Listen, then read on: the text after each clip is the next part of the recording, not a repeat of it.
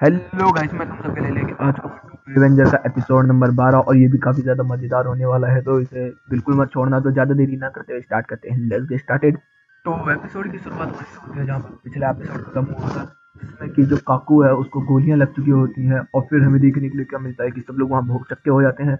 फिर जो काकू होता है वो किसाकी की तरफ बढ़ रहा होता है उसे मारने के लिए, लेकिन किसाकी तभी 3 से 4 बुलेट चला देता है। लेकिन हमें देखने के लिए क्या मिलता है कि वो काकू को नहीं, इजाना को लगती है। इजाना उसके सामने आ जाता है और फिर वो दोनों जमीन पर गिर जाते हैं। फिर हमें देखने के लिए मिलता है कि फिर हमें किसाकी बोलता है कि तूने अपने सर्वेंट को क्यों बचाया, तू पागल है क्या। तो इतने में वो बोलता है कि पता नहीं, सर्वेंट रखना भी एक बहुत ही बड़ा सर दर्द है। मेरा शरीर खुद ब खुद काम कर गया और तुझे बचा गया। और फिर हमें देखने के लिए क्या मिलता है, माइकी उसके पास आता है और फिर वो माइकी से कहता है इजाना कि क्या ताइजू हार चुका है।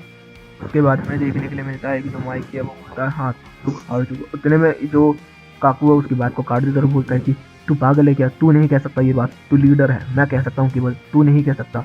और तुझे पता है तूने मुझे क्यों बचाया, मुझे ये नहीं समझ में आ रहा। किंग कभी अपनी जान नहीं देता अपने सर्वेंट्स के लिए।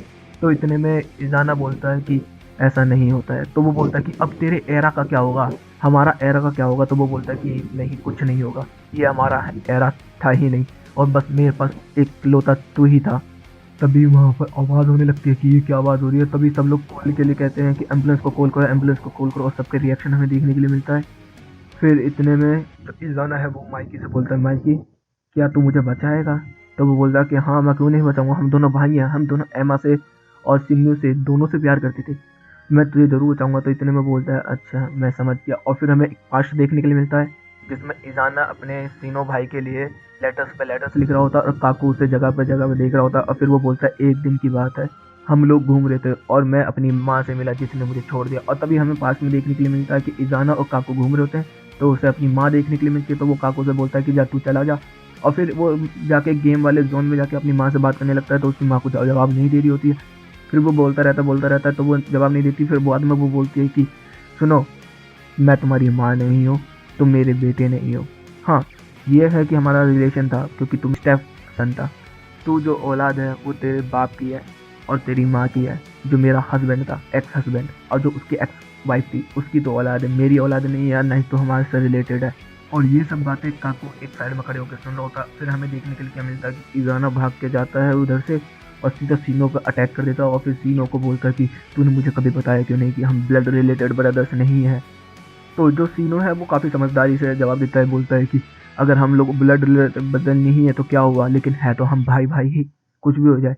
मैं तेरा बड़ा भाई हूँ और तू मेरा छोटा भाई है, मैं उसी तरीके से तुझे प्यार करता हूँ जिस तरीके से तू मुझे करता है। और फिर हमें करंट टाइम में देखने के लिए मिलता है। तो फिर इजाना बोलता है कि अच्छा बता, सुन के कैसा लग रहा है। और सब लोग इस चीज़ को सुन रहे होते हैं और फिर बोलता है कि हाँ, ये बात सही है, सीनो मेरा भाई नहीं था, एमा मेरी बहन नहीं थी, और तू मेरा भाई नहीं है। मैं किसी से रिलेटेड नहीं हूँ, मैं केवल एक मजाक हूँ।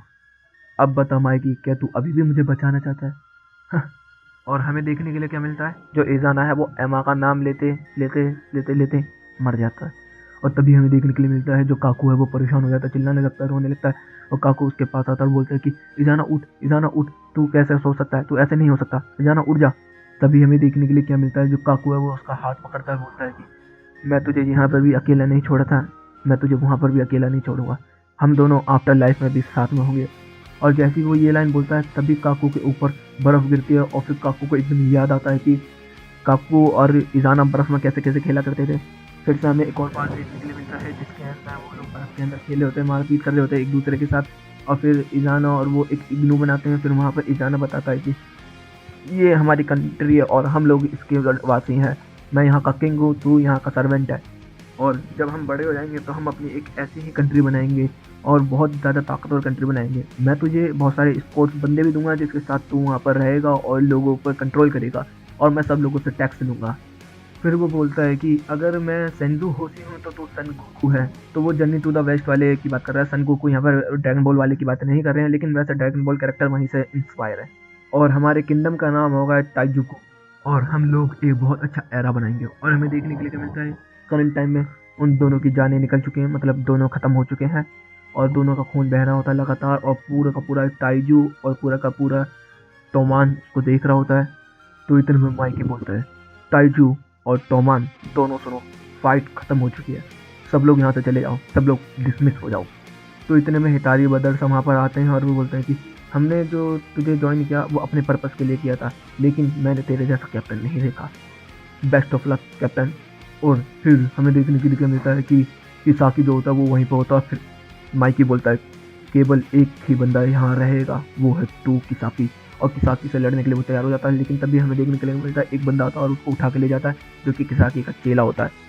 तो इतने में जो ड्रैगन है वो अपनी बाइक को ऑन कर लेता है और ताकमिची से बोलता है ताकमिची जल्दी आ। तो ताकमिची देखता है कि हीना भी यहीं पे है, तो वो बोलता है माइकी इतने देर में कि तू हीना की टेंशन मत ले, हीना के साथ मैं हूँ, तू जा और अपना काम पूरा कर। और फिर हम देखने के लिए मिलता है वो लोग बाइक को उसको चेसिंग करना स्टार्ट हो जाता है।